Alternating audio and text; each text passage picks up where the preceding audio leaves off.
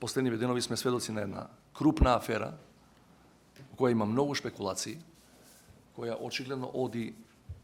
низ многу слоеви на нашето општество, и економски, и криминални, и политички, за жал.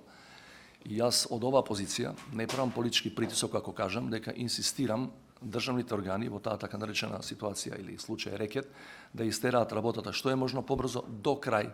навистина до крај, за да не се остави ни најмал простор за сомнеш дека некој некого штити или дека повторно се рециклираат некои лоши практики од минатото, кога одредени политички фактори штитеа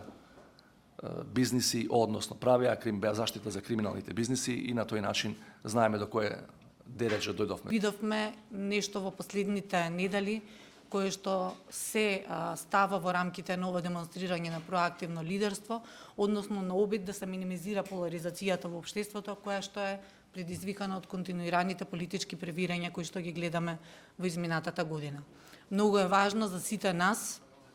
да имаме стабилност, да имаме мир, да имаме добри услови за да можеме не само да работиме, туку и да живееме во Македонија. И тоа го гледаме од активностите на председателот и се надеваме дека во таа насока ќе се продолжи и во иднина, да се намали поларизацијата во општеството, сите политички чинители, тој да биде мостот кој што ќе ги стави на една иста маса и ќе се обиде да постигне преку негово посредување до некој политички консензус како би можеле конечно да се посветиме на економски просперитет на државата, а не толку да бидеме фокусирани на